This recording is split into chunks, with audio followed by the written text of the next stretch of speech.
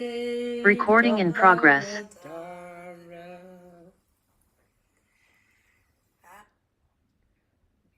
here. Right. And let's do the 4 limitless contemplations. May all beings have happiness and create the causes of happiness. May they all be free from suffering and creating the causes of suffering. May they find that noble happiness which can never be tainted by suffering. May they attain universal impartial compassion, free of worldly bias towards friends and enemies. Sem jen dam je dewa tang de we ju tang den pa ju jig, dungal tang, dungal chichu tang tra wa ju jig, dungal mepe dewa tampa tang mindra wa ju jig, nering chak tang ni tandra we, tang nong chempo la ne pa ju jig. So, today we're going on with part 3 of A to Z in the Dharma, Yeshe Tsogyal'S Treasure Maha Guru Prayer. That part 3. And Eve, we're happy to have you back so everybody can have everything. I hope you had a lovely time where you went. Great.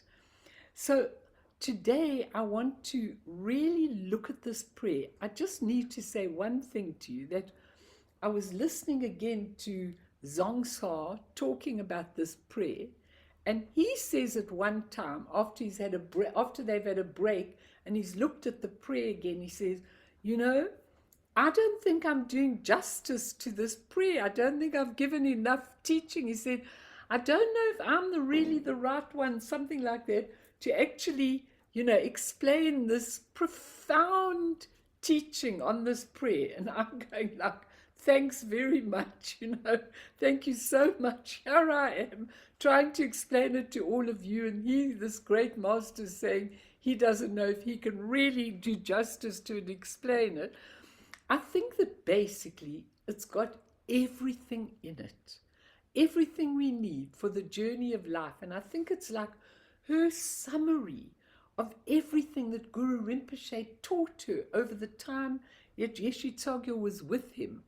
And I think when we look at a prayer like this, which actually gives us everything, we have to consider how amazing it is, first of all, that the prayer was written down. Because imagine if it was like lots of our teachings which are not written down, it would be very, very difficult to get it much later on. Secondly, that it was discovered fresh and ripe for the particular time. That's how it came into being, for the particular time, for our generation. This prayer is like so important. Thirdly, that it's been translated into our own language, which is such an amazing thing.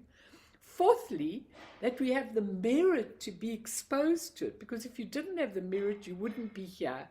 You just wouldn't get there. And fifthly, that we're all together on a Monday morning, working, beginning week, studying it. All of those circumstances are actually quite amazing when you really think about it. It really is an amazing thing that we hear. And I go, Emaho, let's appreciate that right now and aspire to be aware of what it gives us, because otherwise I really don't know how you go through this life. I think it's really quite a difficult life for a lot of people.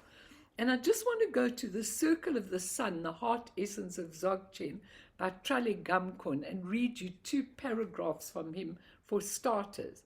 He says, instead of the senses, that's your eyes, ears, etc., instead of the senses obstructing the wisdom and resulting in an accumulating of a variety of negative thought formations, whatever you see, whatever you hear, whatever you touch, whatever you smell, whatever you taste, becomes illuminating.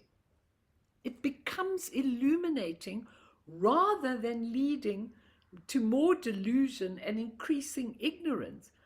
Luminosity,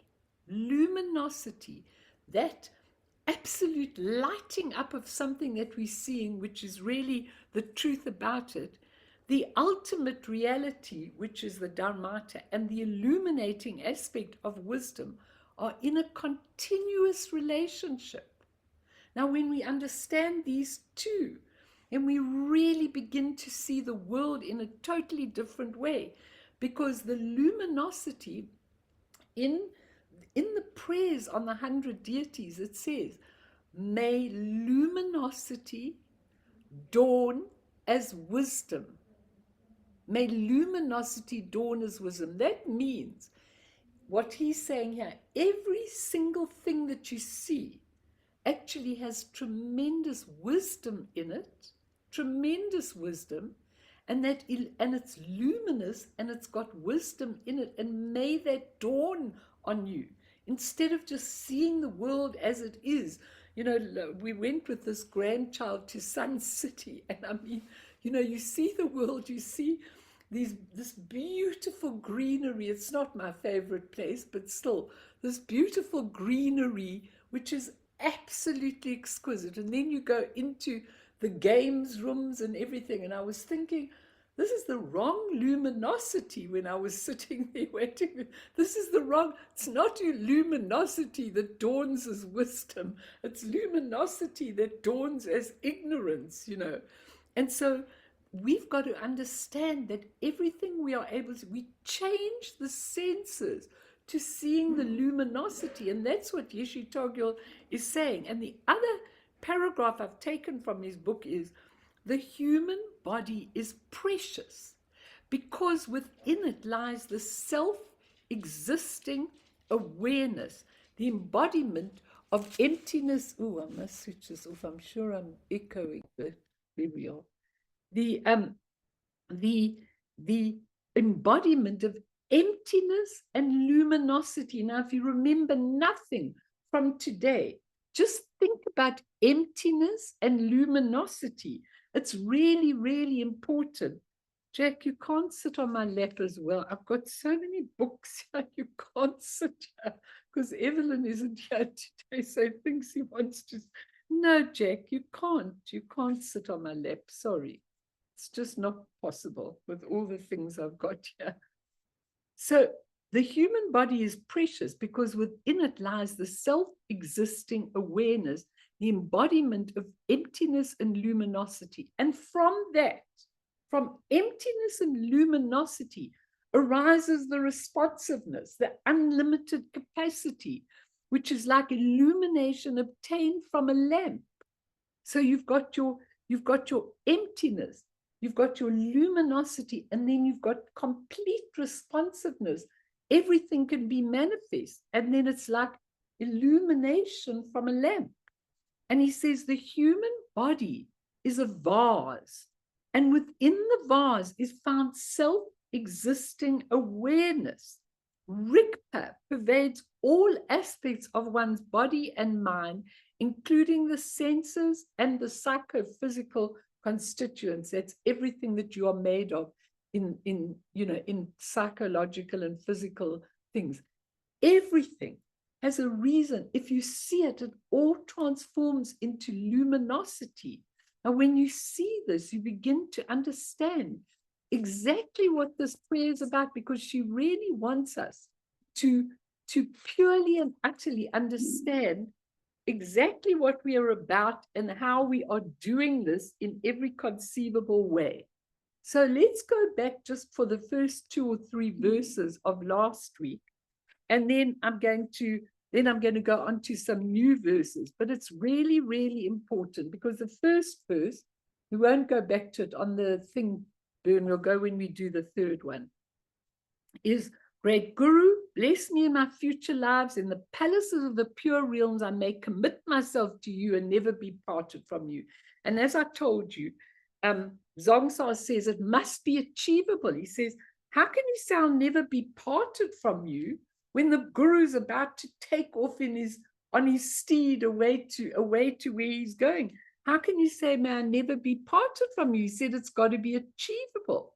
So what he's talking about is the Maha Guru inside you. You've got it.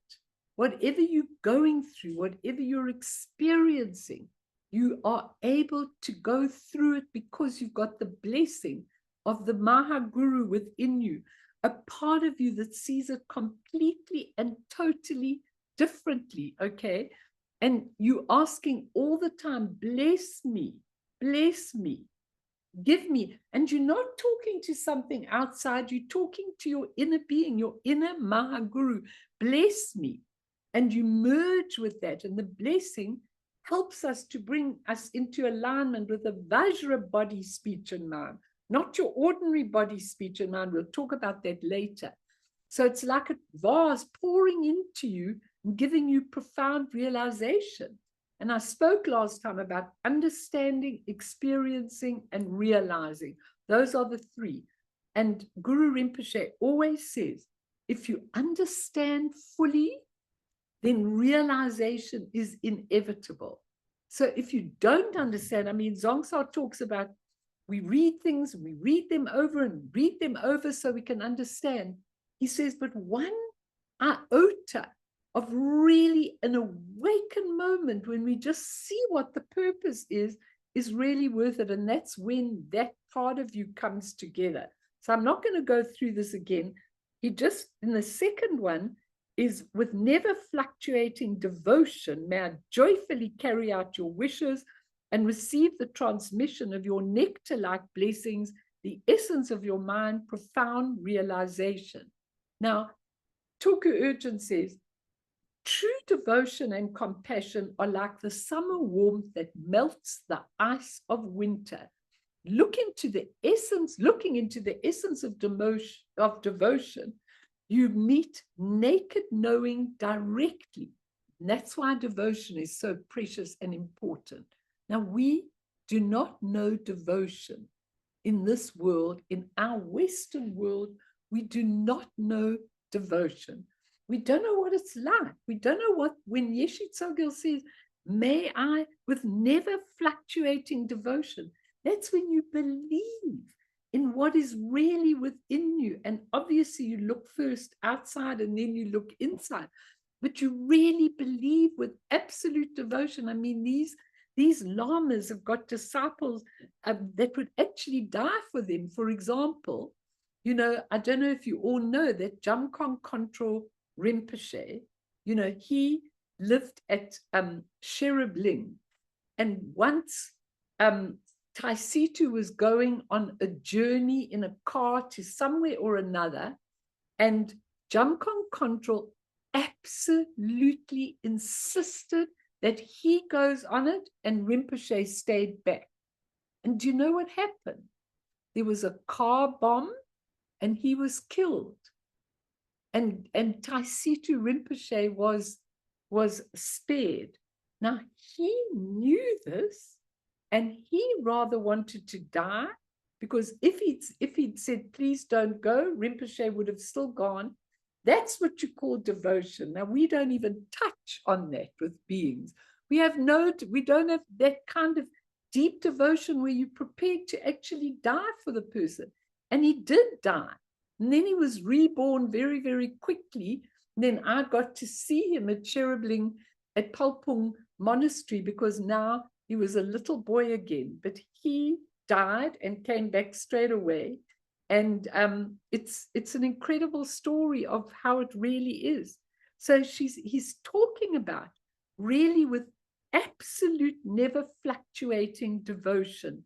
May I carry out your wishes. And it's so interesting, because I think of myself often when Lama Yeshe Rinpoche would tell me do this and this, I would do it, but I'd give a few arguments, first.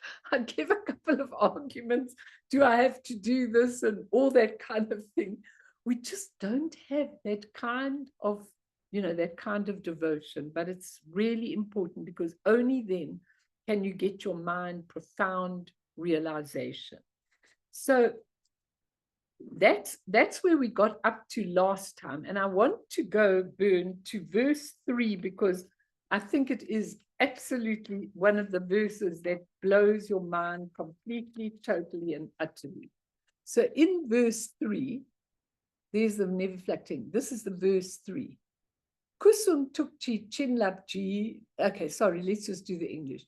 May the blessing of your body, speech, and mind mature, say it with me, my body, speech, and mind. May I receive empowerment for the profound stages of creation and perfection and put them into practice. Now, thanks, Bird. This is a verse that is unbelievable because we read it and we go, may I receive the profound, may I receive the empowerment for the profound stages of creation and perfection, or if you want to call it development and dissolution, whatever you want to call it. When you do the prayers and you develop yourself as a deity, you then use the mantra and then you dissolve into emptiness like we just did with the medicine Buddha. That is the profound stages of creation and perfection. But I want today to really teach you something very profound from Tsogyal'S Rinpoche, but let's first go to Dzongsa and use that verse. So he says, okay, obviously your offering of service, physical things, and most important of all, by doing the practice. That's the most vital thing. Even now when I was with this grandson, wherever we went, I mean, I couldn't sit and do long hours of practice, but I took the practice with and I just did it wherever we were. It was just like a continuous record going through myself because I need to do it. I need to make that connection with the body, speech, and mind of the Maha Guru. It's really important. So Dzongsa says, through his body, speech, and mind, may my Vajra body, speech, and mind be ripened. Only through his blessing, and you could say his blessing, Guru Rinpoche, the Guru, whichever Guru you have, okay, the one, can this happen. But you can look at it that you get the blessing from your own Maha Guru. Doesn't have to be an external. When you do prayers of Guru Rinpoche all the time, it's Guru Rinpoche within, Guru Rinpoche within. It's nothing external. And you really must understand that. It's very, very important, okay? And he says, I told you last time, he says, we are green tomatoes. The fact that we are tomatoes is wonderful because it means we can ripen into, we've got the tomato, we've got the base, okay? But he says, we need to practice creation and dissolution. We need to do, it doesn't matter if you even do one deity practice, if you do it with absolute conviction, you are doing it. He says we need to practice creation and dissolution, kierim, which is the creation, maintaining that you are not an ordinary person. You are a deity, you are a dakini, you are a Dharma protector, you are a toku, you are all these things when you're doing the practice. And then you take it with you. I always take it with me as much as I can. He says, everything is just a reflection of your mind. So Zogrim is the dissolution into emptiness. He says we need to merge our life into the practice. He said that when he received teachings from his guru, the guru had asthma and was coughing and wheezing a lot. He said, if we had the merit, every cough or wheeze would have great nectar, but if we can't receive it, we'll see it as coughing. But if we are awake, every cough will give us a whole blessing. That's how amazing it is. And he says we have forgotten who we are. So the technique of caring is how we remember. We remind ourselves of who we are, and then the Zogrim realize the empty aspect. Everything's just projected and reflected by the mind and goes back into the emptiness. Now, these two factors are so vital. I cannot begin to tell you. They are everything. And I'm going to read you this beautiful stuff from Tsogyal'S article. He says, the developmental stage and the completion stage, two main aspects of Vajrayana practice, are essentially two aspects of mind essence: emptiness and cognizance, or emptiness and awareness, or emptiness and luminosity. Always the emptiness, which is your Dharmakaya, and in that emptiness is the feature, the luminosity, which is when you are creating yourself with the deity. He says, ultimately, these two aspects are an indivisible unity. That's what that prayer is about. Once you are able to put them together, then you start to see your whole life in a very, very, very different way. And if we really understand, if we just think they're unity, but we only, the conceptual thinking makes us split them into a duality. They are naturally a unity. And if you know they are a unity, then we have awareness. We are training in pure perception, but even that is illusory. We have to let the developmental stage unfold from within the completion stage. So whenever we sit down, whatever we're doing, whatever practice, we're in the beautiful empty stage. And then out of that, things start to come out. And when we apply this is why it's so vital in a prayer. When we apply this to all our perception and view of life, wow, the problems dissolve, the ugly actions dissolve, the feelings dissolve. He says, how can there be sunshine without a sun? You've got the sun, you've got the essence, you've got the nature of the essence, and you've got the capacity. Those are the three samadhis, those are the three kayas. The Dharmakaya, your empty aspect, the Sambhogakaya, your pure illusory aspect, and your Nirmanakaya, the beautiful, pure, also illusory, that goes out and gives everything. The first time I learned those three was a mind-blowing exercise. So just to give you a little more of what Tulku Urgent says, and then I want to throw it open, because perhaps this is the most important thing of the whole thing. He says, these two aspects are an indivisible unity in you. To further understand this, consider how the four empowerments are conferred at the beginning of the Vajrayana path. Now, when you do the Guru Yoga, you are doing the body of the Guru into your body in the vase empowerment, the speech of the Guru into your speech, the secret empowerment, the wisdom awareness empowerment, all your mind changes, and all three together in the word empowerment. Now listen carefully how he puts this into those two aspects. If you can get this, you'll see your whole life will change. He says, the first empowerment, the vase empowerment for your body, introduces the invisible unity of appearance and emptiness. Emptiness and appearance, they are indivisible. So whatever you're seeing in the world, none of it has substantial existence. Then you go to the second empowerment, into your throat, the secret empowerment, and that introduces the indivisible unity of emptiness and clarity, or emptiness and luminosity. That's what you're doing with that, getting those two aspects together. The third empowerment introduces the unity of emptiness and bliss.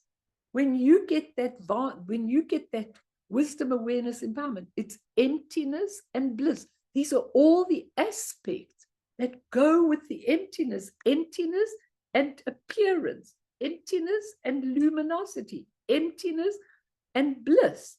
And finally, the fourth empowerment that you get into your heart introduces the unity of emptiness and awareness. Emptiness and awareness. Now, if you've got the empowerment of emptiness and awareness, you've got everything. because whatever you see in your life is actually just your awareness seeing things, and now you're training and trying to see them as pure, but they're still illusory. We see them as impure, illusory, but you're training to see them as pure illusory, because that starts changing. Then you're going to see the whole world with a view that this world isn't bad. It's just our perception that is bad.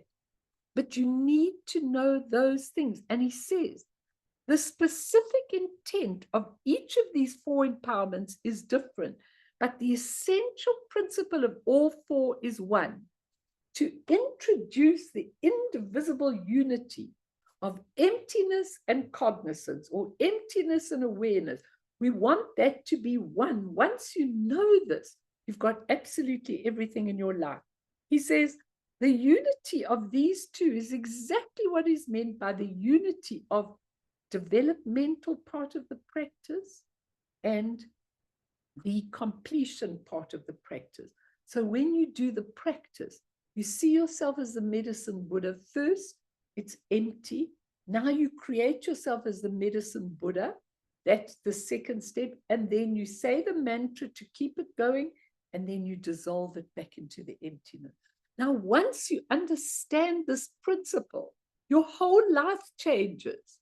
That's why we do the practice. A lot of people in the West do the practice, and it's just bladdy, bladdy, bladdy, bladdy, blah, blah, blah, blah. They don't really understand what they're doing, and they say, anyway, Melanie, I don't really understand it. It's profound when you understand, because that's when your whole life changes, because now what you're seeing dualistically becomes one with your beautiful part of you. That's what she's saying in this little paragraph in the prayer. I'll throw it open now. Then she says, he says, to attain stability in the manifest, cognizant aspect, we need the developmental stage. To attain stability in the empty aspect, we need the completion stage.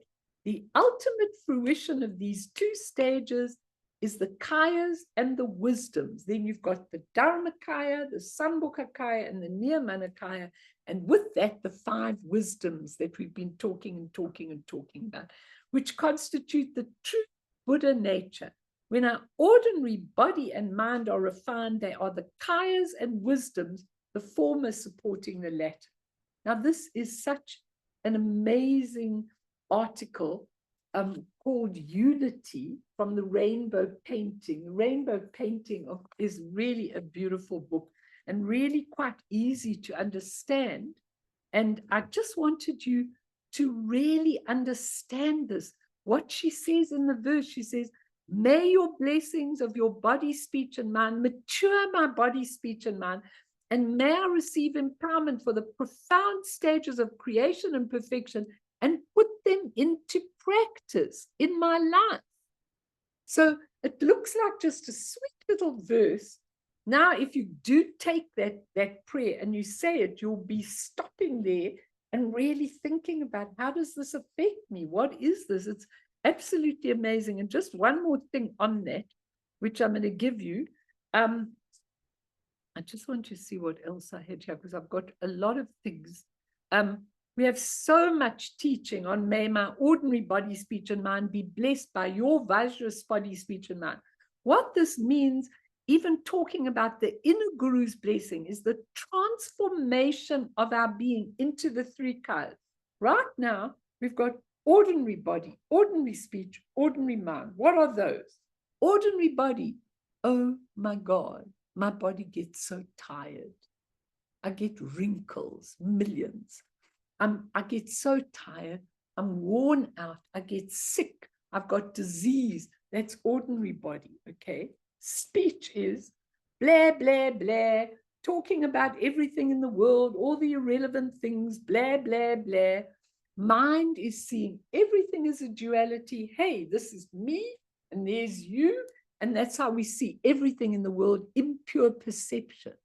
Now, what we're asking here is, we want to get those 3 Vajra, body, speech, and mind, the three kayas. And then we don't even have to take on embodiment anymore. We can be born and die thousands of times. Like Yeshe Tsogyal, we are released, we are liberated. And if we want to come back and go through a birth, like Yeshe Tsogyal did, not an ordinary birth, but she went through birth, if we want to give service, we can, or we can just manifest wherever we need to. Now, she did a lifetime of 212 years, okay? I can't even get to 100 years. And, you know, the thing is that it's a completely different story. And that's what we're doing with doing the Guru Yoga every day. We are asking our own Maha Guru or Guru Rinpoche, as you want it, to bless our body, speech, and mind and change it, transform it so that we're free, absolutely free. And just to go back, because with Vajra body, you never get old. You can come as many times as you like. With Vajra speech, you can talk on and on and on. The truth just comes out of you. I've told you, when you see this Vajra speech, it's absolutely magnificent. When you used to see Dajjal Rinpoche or Dilgo Khyentse Rinpoche teaching, they would go, and then they give the Vajra speech perfect. Everybody in the audience understands it at their own level, hears it at their own level. It's absolutely remarkable, okay? And that's the speech. And the mind is able to see things as they really are, not in our perverted way. So just to bring you back, don't know how many of you remember this. You might, Tati, because you looked at the copper-colored mountain. When I do the copper-colored mountain to be reborn in Guru Rinpoche, when I do it, okay, there's a verse near the end. I think it's this third last verse in the thing. And we talked about it. You can go back and read it. But I want to read you that verse because it's absolutely amazing. It says, the inner realization of the 5 paths. Now, the 5 paths are when you're going along it one at a time. Accumulation, preparation, then you start seeing. That's when you go to the first bodhisattva level. Then you do pure meditation, and then you do the phase of no more learning. You go along a pathway like that until no more learning. And the bodhisattva levels from very joyous up to universal radiance. That's the first part of the verse. Then it goes, all of these are none other than the 2 supreme stages of Vajrayana, which is your creation and your completion. That's what they are. And then it goes even higher. So when you do the creation and completion, it's the same as when you did the 5 paths, especially the clear light of Dzogpa Chenpo, the extraordinary level of wisdom Lama. And that means when you are totally past, even creating and dissolving, you are actually in the state of wisdom Lama. That was the state that Yeshe Tsogyal compiled this prayer. In a state free of activity and effort, may we complete all stages of the path and be liberated in the expanse of the ground, the lotus light. So that's a lot of teaching. People might want to ask, or people might want to comment. I'm happy for your comments because I think it's really, really important. But maybe people want to ask. If you want to ask your practical questions, anything, or tell me how you feel about it. No. Please. As I was listening you explaining, I was thinking here, so I wrote a question on a relative daily life. How Yes. can we put into practice? And is that something we can do as we interact with the world before we are able to truly realize this? I think that's such a beautiful question. I really do. Because some of you might say, listen, what's this all about anyway? I mean, you know, we're going to do this, we're going to do all this practice, we're going to do all this. Stop it, Jay. We're going to do all this practice, we're going to do everything. And then how's it going to affect our daily life? It affects your daily life because once you know about emptiness and awareness, or emptiness and cognizance, or emptiness, doesn't matter which ones you do, luminosity. Once you know that, then you start to see the world in a different place. Remember what the Buddha told Sariputra. Sariputra was having an argument with another great disciple, and he said, I don't understand. Here's the Buddha, but the whole world is still full of all the nonsense and rubbish, and that was 2,500 years. I'd hate to see what they said about today, because when I read Guru Rinpoche's prediction, he says there's going to be a time when we only get 20 years or 10 years of a life. So now we think we're very smart, we're going to 100, a lot of people, but we only eventually it's going to deteriorate until there are 10 or 20 years left for us each to have a life. So when you really look at that, Tati, it's such an important thing, because how are we, the Buddha then changed everything into pure perception when they were having this argument and said, this is how you see it. This is how I see the world, but look how you see the world. You see it with your limited perception. So you see it as ugly. I see it as magnificent in a most wonderful way. So what we're training in everyday life is, like when I started out and I started training in green Tara, that was my immediate attraction. I knew I needed green Tara to get to Guru Rinpoche.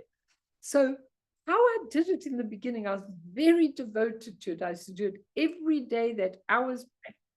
And then I used to often say to myself, now, how would Tara act in this situation?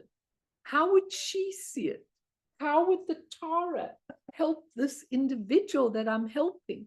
I had to do it a bit fabricated in the beginning, not just naturally as Tara coming through, but you start to see the world in a different way from when you really do the practice with complete and total devotion. You start to see the world in a different way. And then you start to see, hang on a moment, I'm going through this terrible time, but what is it really? Somebody texted me this morning to say, I'm in the most terrible state. I've done the wrong thing in my life. I don't know what to do. I don't know how to go. I said, please try and come to the group this morning. It might help you. Well, they aren't here because they're probably pickling in this terrible feeling that they're feeling. But the bottom line is, when we're in that situation where life is drastic, where we're sick, where we're sitting in hospitals, where we're going for treatments, which I've got a whole lot of the people that aren't here today going for terrible treatment. That's when we use this. That's when we apply this, because we say, what would make this illuminating? How can I see this from an illuminating perspective? Here I am, I'm sitting in the hospital, I'm getting this treatment, which 3 people are going through in our group at the moment. How can I see this differently? And then you look again, and then you start changing your perception, because you say, hang on a moment, this is actually purifying all my own self-creation. This is cleansing me. This is my own creation being given an opportunity to release itself, no matter whether I die from this or not. We start to see a different perspective. What you're asking is so important, because we always look at a dualistic perspective with everything that we are doing. And we have to stop that. We have to see it. Everything is one. Everything is just the expression of the emptiness. And when I know that, if I stop all this interference, all this negative analysis, all this stuff, if I stop this, then suddenly I'm free, even though I'm going through illness. I just let it dissolve. Does that help a little bit, Tati? Because it's really important that you understand. People say, I can't do this, it's Tibetan. Okay, I can't do this, it's Tibetan. And the thing is that the Tibetan is only giving us a chance to understand this in the most beautiful way. That paragraph is such an important thing of the body, speech, and mind, and the creation and perfection. So it's really important that you try and understand what Yeshe Tsogyal is saying. Imagine her standing there on the mountain and saying, may the blessings of your body, speech, and mind mature my body, speech, and mind. And please, even the Maha Guru inside, may I receive empowerment for the profound stages of creation and perfection and put them into practice. Other questions, other comments? Karen, Ron, and Sharon, anything you want to say? Burn, any of you? Or ask? It's very important, this. What she's teaching there is the Maha Guru, the real inner. Yes, please, you too. Well,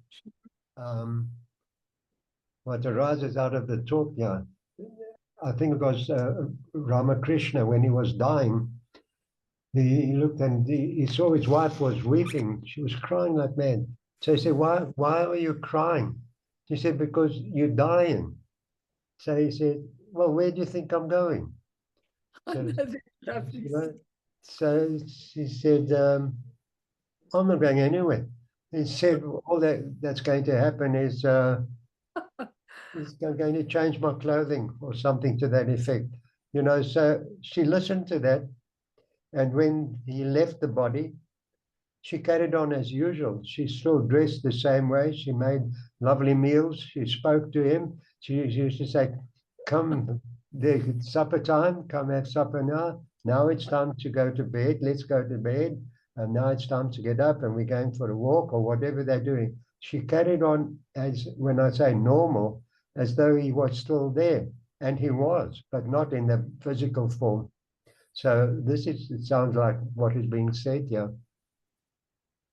Absolutely. Because we have to change this. We have to, you know, I really, I feel when I look around the world and when I hear what people are going through and everything, I feel so strongly that we're not getting it.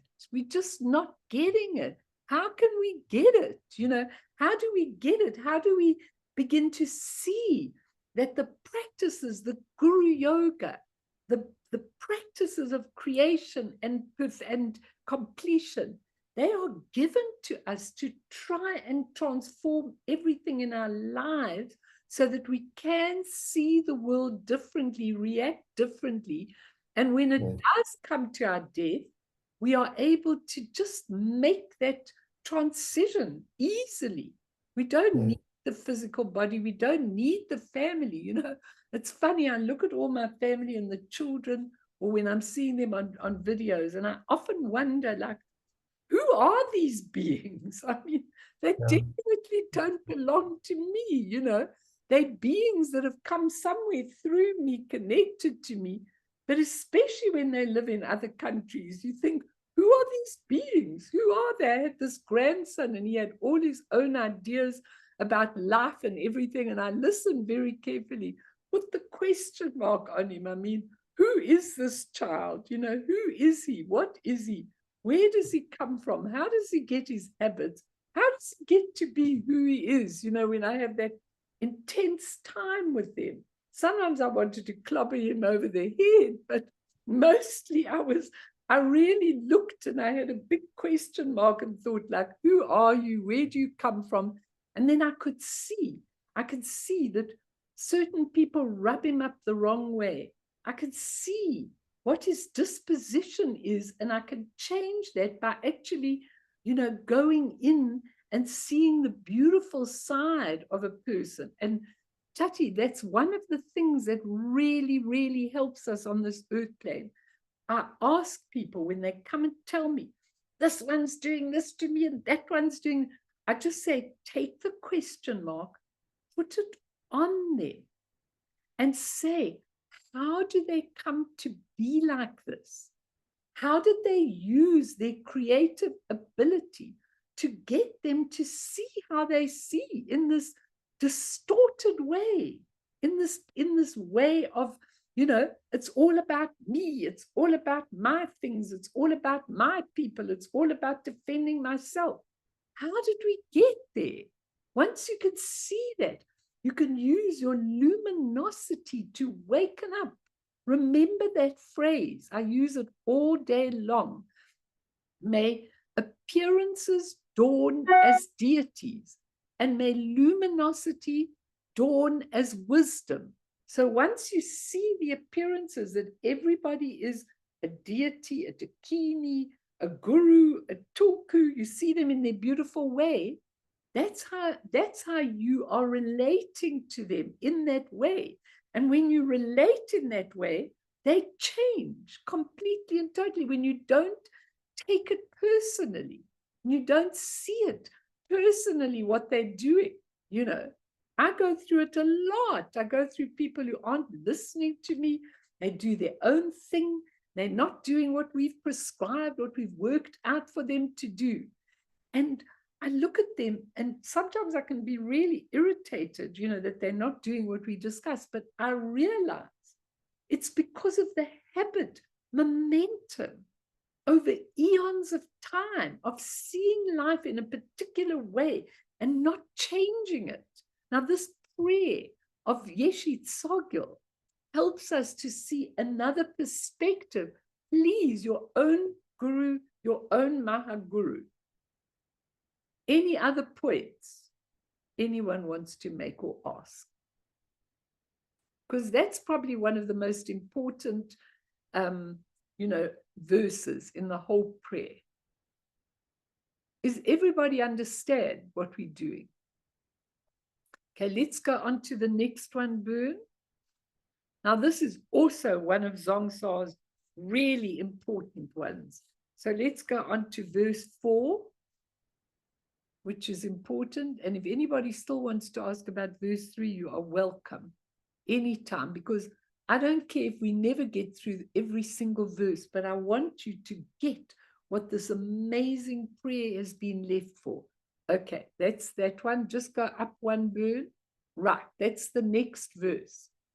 May I still the demons of false view, sickness, negative forces, and obstacles, and increase my following and resources so that all my wishes are all fulfilled.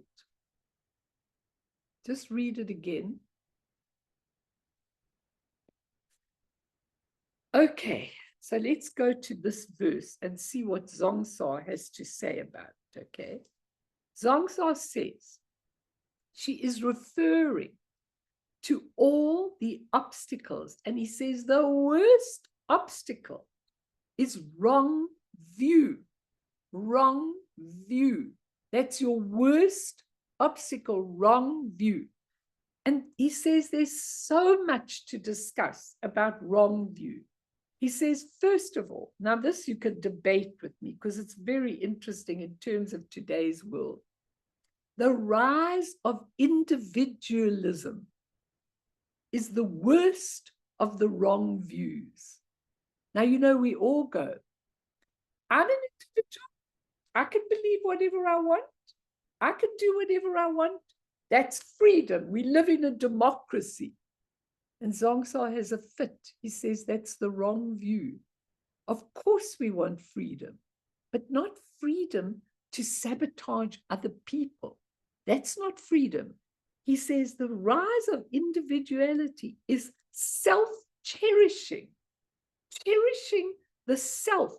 We believe it's possible, the self-cherishing, not cherishing your own awakened nature, but cherishing me, I, mine. That's what we cherish. He says that's the worst wrong view.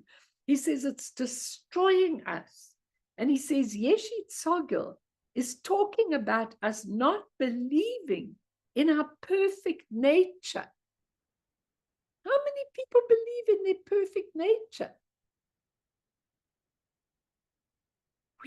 We can't see it. We think, I can't see my perfect nature. But he says she uses the word semchi, he uses, means the death of the mind. We've let that beautiful, beautiful nature of mind die. And we've absolutely lifted up our sem, our ordinary human mind, and what it believes in I, me, myself, separate from you. He says we've forgotten about this pure mind. And he says the dualistic mind is the primary wrong view. He says it's eternalism versus nihilism. What does that mean? What does eternalism versus nihilism mean? Eternalism is when we believe in, like a lot of the godly religions are eternalistic. So when we are eternalistic, we believe in life after death, we might believe, and God's the creator, and we can go there and we'll either be in the beautiful realms or we'll go into the hell realms. It's like an eternal prophecy. That's what eternalism, we just go on and on in some way. We don't look at anything. And nihilistic is the opposite of that, because nihilistic is when we don't believe in anything. We think the whole world's a mess, and we just say, I'm an atheist, I'm an agnostic, I'm a non-believer. I don't really understand what that means. When you look at it, what is our right view? He says, by the blessings of the Guru, may we be able to overcome this and all our obstacles. She says here, false view, sickness, negative forces and obstacles. We want to be able to overcome them. You can overcome them the minute you know that they're not something out there, that they're not tangible, that they're not permanent, that they're not any of these things. That's the wrong view of everything that we've got in life. And it's really hard to change that.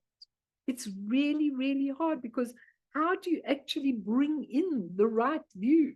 I mean, it's so interesting, because James Lowe, just let me see if I can find him immediately. I've got him all over. I told you I've got all these things. Is it here? Just let me see where it is. If you don't mind waiting 1 second. I just want to read you what he says, because it's really very interesting. I've got so many things, there's just no way I can keep them all in the right place. Just let me see, give me 1 second, everybody, because what he says is really interesting. Yeah, I can't find it. Yes, I had it all this morning, but it's all gone now. I don't know where it is. Okay, let's leave that. I'll get it for next time. I don't know why it's gone. But let's just look at the true view, because this article, written by Tsogyal'S Rinpoche, is a very, very beautiful article. And it's called, with a picture of Guru Rinpoche, The True View. The True View. What an amazing article. What are we supposed to do? I think it came from, I don't know where it came from, the True View. I know that Eric Pemakungzan found it somewhere, and he put that there. But I just want to give you 1 or 2 things of the True View from him. He says, when we attain stability in non-dual knowing, we are no longer confused. And so, as a sign of primordial non-existence of all phenomena, we can traverse freely through them. He says, if they really existed, neither would the Buddhas, they'd have to annihilate them to get through. He says, but there isn't really a hell realm. There aren't really realms. These are all the creations of our mind. And he says, a master like Padmasambhava could traverse freely through rocks and mountains, because of his stability in primordial purity, in self-existing wakefulness. He could go through walls. He had amazing, miraculous powers, such as the ability to fly through the sky, traverse freely through solid matter, or be unimpeded in expounding everything in the meaning of the Tantras. And he says, in the future, when we have purified all the veils, we will possess all the enlightened qualities and get to a state of unsurpassable enlightenment. Before that, we do not experience it.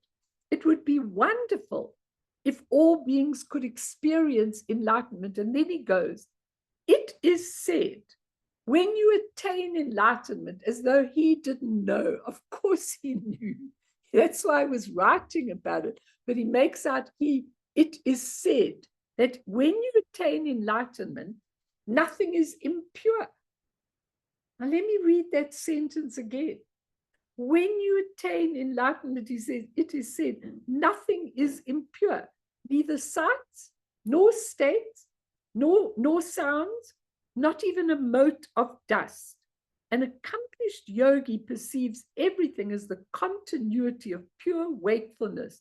The entire external world is a celestial palace, and the inhabitants have the nature of dakinis and dakinis. So when you can see me as a dakini, you don't have to come to these talks anymore. And when I can see you as dakinis like Yeshe Tsogyal, I don't have to give you talks anymore. I'll go and do the ones that are absolutely impure. But it's so beautiful when you look at it, because he says, immediate perception is distorted by our impure vision. When the distortion is cleared, everything with one's personal experience is seen as purity. Ordinary beings cannot perceive this purity. But by becoming a realized yogi yourself, you will see it. This is the difference between personal perception and the perception of others. You can see other beings as pure because they are already pure. But due to their veils, they themselves don't perceive this purity. For an accomplished yogi, everything within and without is the purity of an enlightened body, speech, mind, qualities, and activity. 5 things: body, speech, mind, and then the next one are the beautiful qualities and the pure enlightened activities. Those 5, we have them. And such a yogi perceives the great equality of samsara and nirvana. He says, enlightenment is like waking up from sleep. When you are enlightened, this whole life is a dream. And I can't tell you how much I see this. I see this in my family, in my children. Sometimes I'm looking at Joss and at my husband, and I'm thinking, God, you're moaning at me about this and that and the other. But in that moment, I just choose not to respond in my human way, but just to look at, where is he coming from now? I wish he'd do the same with me, but he doesn't, but I often do it. He doesn't even know that I do it. I often look at him and think, where's he coming from? Well, he's got this problem or that difficulty or this, or that. Therefore, I must not respond to that in the way that I do. It's a completely different response. He says when awakening from sleep, the dream disappears and nothing remains of this present confusion when the distorted experience and thinking are completely cleared away. The manifestations of all phenomena are merely the display of rainbow light. When there's no manifestation, there's just the space of primordial purity. Your basic knowing must return to its inner space. Can you? This article is amazing. I was taking all these articles, my thick articles, and thinking, okay, where do I want to go with this? What do I want to see? What do I want to understand? I want to understand this enlightened state because I'm sick of seeing things the way I see them. I'm sick of it. I've had enough. I don't want to come back for one more limited life. I'm absolutely happy to come back for another life, even a birth, but it can't be limited. I don't want to be this limited person that went through school, religion, university, blah, blah, blah, blah, blah. And for what? Where did it get me? I was thinking to myself, as I see people on a one-on-one level, I can't give them the psychology anymore. I can maybe give them the understanding, but I want to take people and turn them inside out and say, look, see that your world is nothing like this. Oh, I'm doing too much talking. We must do meditation. Does anyone want to say anything? The true view is that next paragraph. It's really, really important. Anyone want to say anything? I'm so happy. I don't mind if your questions are as mundane as can be. Just say them, get them off, and really let's look at them. I just want all of you to wake up and see the world as it truly is, like the Buddha showed it. I'm sick of seeing it like this.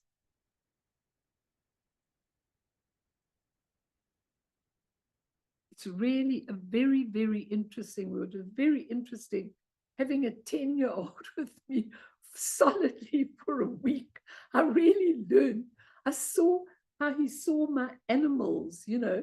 That was where he really was able to show his own compassion and his own everything. And when Jack was giving his usual sharp bark, he went to him. Now he's not that kind of child so much, but with the animals where he could accept, he'd go to Jack and say, now Jack, calm down. It's not necessary for you to bark so loudly. And Jack would sit down and behave himself after that. And he'd say, good boy, that's much better. You don't have to shriek like that, you know. And I just watched this. I thought that was so beautiful. That's when you really see a child's nature, you know, in a beautiful way. And then he said, he calls me Mimi. They all call me Mimi. So then he goes, Mimi, do the dogs do their prostrations? I said, yes, they do. Well, he thought that was the bee's knees, that they got down and they do their prostrations. He asked me, what, you know, it's wonderful. He said, can they do their prostrations? And then I will give them treats after that, you know, after they've done. It was actually beautiful because I'm sure something sunk in. I don't like to preach to them in any way, but I like to just do things so that they get some of this stuff somewhere, you know. And it's a world. I can't be so much a part of that world anymore. I really feel to myself I need to go to where I can see that pure, non-distorted image. Anyone want to say anything? We do a meditation. Are you all okay? Bets, you wanted to say something and then you went back, shriveling back. Anybody? Mimi? Lucian? Any of you? Okay, then let's do a nice meditation. I'm very happy. And you know what? Bring up your daily mundane things, because this prayer is so profound, as Zongsa said. He said, he read the Tibetan, then he goes, oh my goodness, what it's only got in it, what it's only got in it. And you know, these prayers are absolutely beautiful. Ron and Sharon sent me the beautiful mandala offering to Mandarava, which you offer to her Dharmakaya, her Sambhogakaya, and her Nirmanakaya. We'll come on to the 3 kayas later. And you know, you two, I do the same thing to Yeshe Tsogyal every day. You do it to Mandarava. Yeshe Tsogyal, I also do the most beautiful prayer from that book, from this particular book, I think, from this, The Visions of Yeshe Tsogyal. There's the most beautiful prayer where you actually, and I do it every other morning or every morning, where you actually pray to her Dharmakaya, Sambhogakaya, and Nirmanakaya. Now, you're not praying to something external. You're actually asking her, awaken mine, awaken mine. And such a beautiful, beautiful thing when you give those offerings of your practice. So let's do a little meditation. I'm sure you're sick of my voice. Let me put on.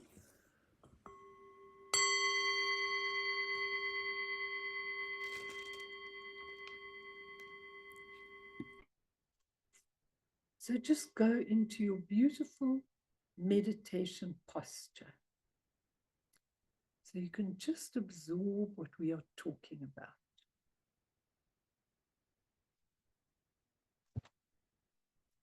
And I want you to breathe in. Every time you breathe in, you are breathing into the Dharmakaya, the pure, spacious, emptiness, accommodating, open, blue Dharmata. You breathe it in for this moment to remember, to actually remember that is who you are. And when you breathe out, you're just allowing all the emotions, the feelings, the misconceptions, everything, even the pure feelings, to just let them go. Because we go back to the sentence, may luminosity dawn as wisdom in your mind. So all these negative things that we are letting go are actually of the nature of the Dharmakaya. But because we keep going after them, keep analyzing them, keep picking them up, keep going back and working them out, because we do that, we actually stopping them from dissolving, but they will dissolve anyway. But here in your meditation, it doesn't matter what you're thinking. It doesn't matter what you're feeling. It doesn't matter what you're going through. When you breathe it out, you just surrender and let it be. And it goes back into the Dharmakaya. It's a rule. It's a law.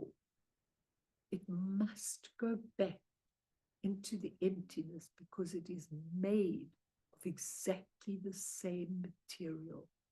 There is no separation, none whatsoever. No separation between, even in the empowerments, appearance and emptiness. All appearance is made of emptiness, of luminosity and emptiness. All appearances are luminous, even if we can't see them like that. They're all indivisible. The unity of bliss and emptiness.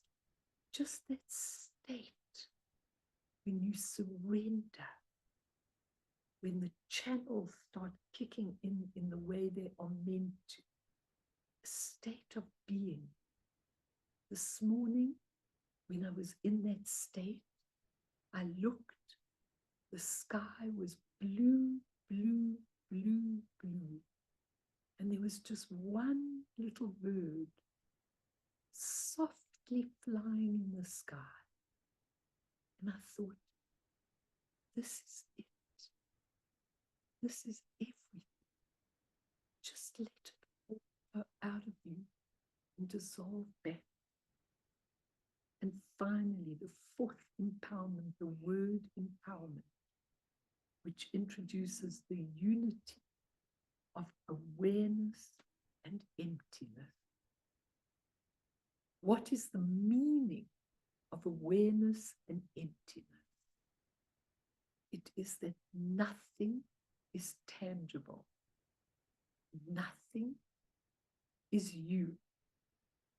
Nothing is outside of yourself. Nothing is insurpassable. No thing, everything is oneness, unity, the unity of your awareness, your knowingness, and the emptiness. Nothing will never go away. Whatever you're going through will be there temporarily and then dissolve, because it's all made up of the same material, emptiness and awareness, indivisible.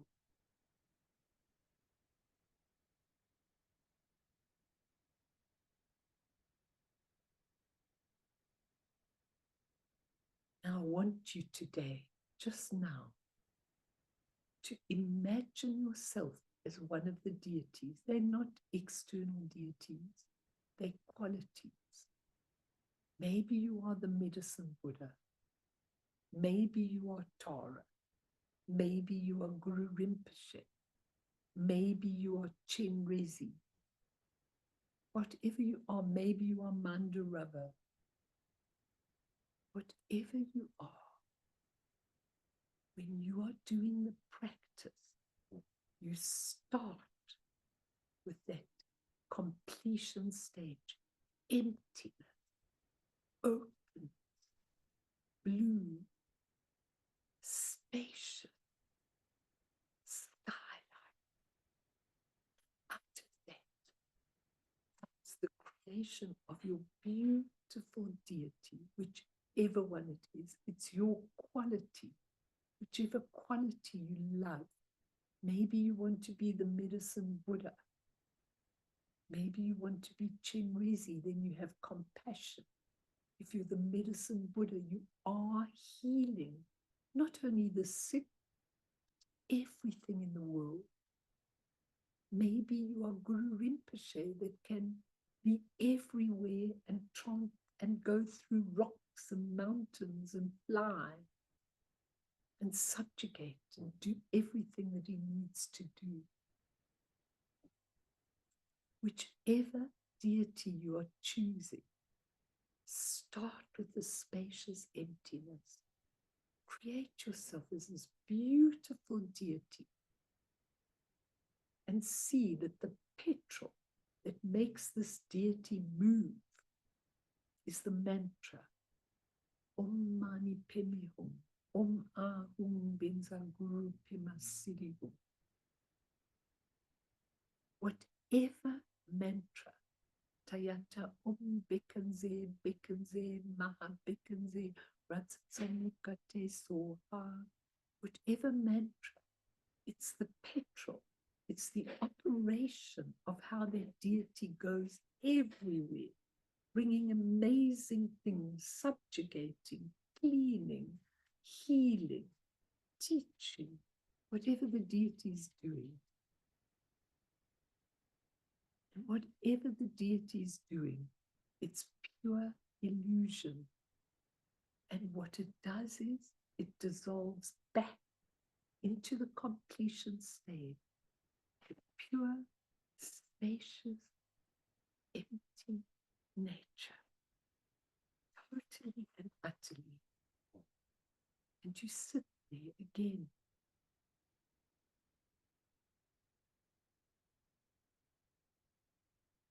And that's why Yeshe Tsogyal says to the Maha Guru within you,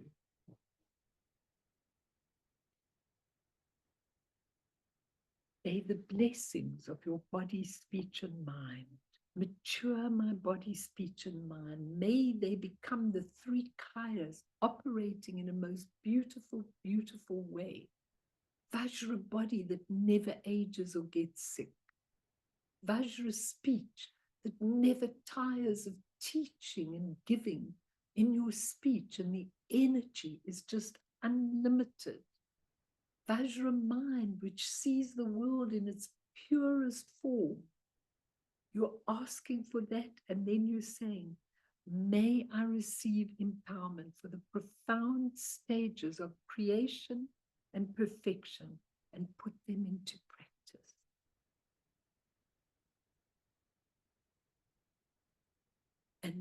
I still the wrong obstacles, false view, keeping on looking at the I, me, myself all the time, sickness, negative forces, all my own creation.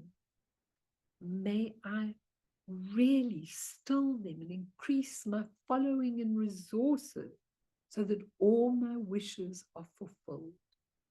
What are your wishes? Ponder them for a moment.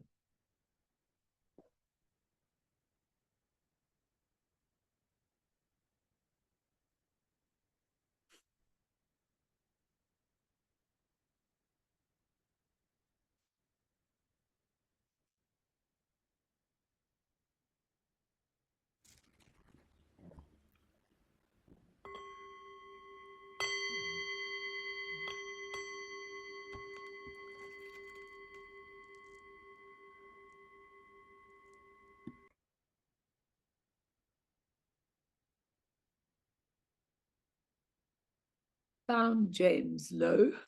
I've got so many things on my head.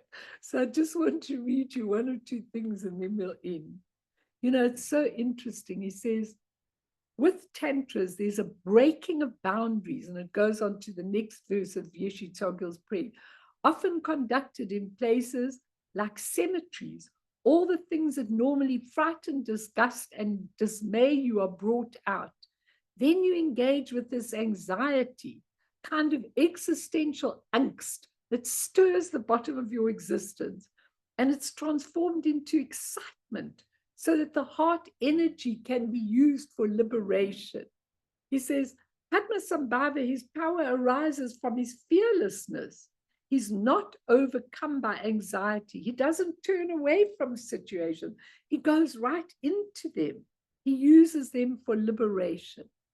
He says, Tantra, those are your two things, creation and completion, is at its root is about ecstasy. He says, what is ecstasy? It comes from the Latin word ex status, which means a stepping out of yourself. Then you recognize yourself, not a self, because the self you think you are is constructed from assumptions, from karma, from habitual tendencies. That's why in Tantra we visualize ourselves as deities. We move away from out of our ordinary sense of self. We're free to act in a totally different way. Isn't that beautiful? He then goes on to tell about his guru, and he goes, when you meet someone you haven't met before, you may ask things like, where are you from? What do you do? Where do you live? Blah, blah, blah, blah, blah. He says, you get to know something about the person. You may be together with someone for years and not know them. He says, a guru doesn't usually ask you questions about your life. And we are talking about a different level of experience, not constructed out of stories, historical events, feelings.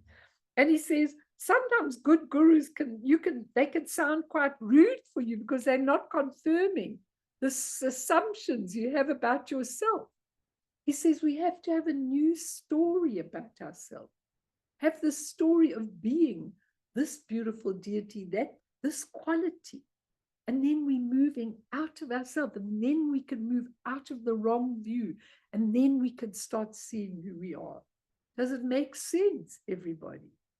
Such a beautiful thing, because honestly, I'm really, really tired of all this nonsense that we go through. I really am. It's too much. It's too much pain and suffering, honestly. And in this very group, there are all these people going through stuff. I'm sad for them because it's really hard. I know that it's very, very hard to do it. And I'm sorry that we haven't got so far today, because there's so much to learn. But I think on that alone, you can learn a whole lot of things. So I hope you're all happy with that. And then I'll stay for a few minutes if anybody wants to ask me anything. And we'll carry on next week. We'll carry on while I'm around and about. But I have to take a trip somewhere in the middle of June, and we've got a lot of things coming. So I'll just teach whenever I can. That's all. And we'll get through it. I really want to teach you. Remember 5 things: enlightened body, enlightened speech, enlightened mind, enlightened qualities, enlightened activities, body, speech, mind, qualities, activities. This is what we want for ourselves, those 5 things. And these practices are helping us to actually attain that. So let's dedicate to all sentient beings. There are just so many that are really troubled and proud and tribulated and in wars and trying to sort everything out. I really feel for them and all the ones in our group that are going through a lot of illness and things like that. We dedicate whatever would have come out from beautiful Yeshe Tsogyal's prayer, and for all of you. Through this merit, may all beings attain omniscience. May all obscurations fall away from the stormy waves of birth, old age, sickness, and death. On the ocean of samsara, may all beings be freed. Sonam diye tamche zipane topne nepe tranam tamshene chegana chibala topaye sipe sole doa warsho.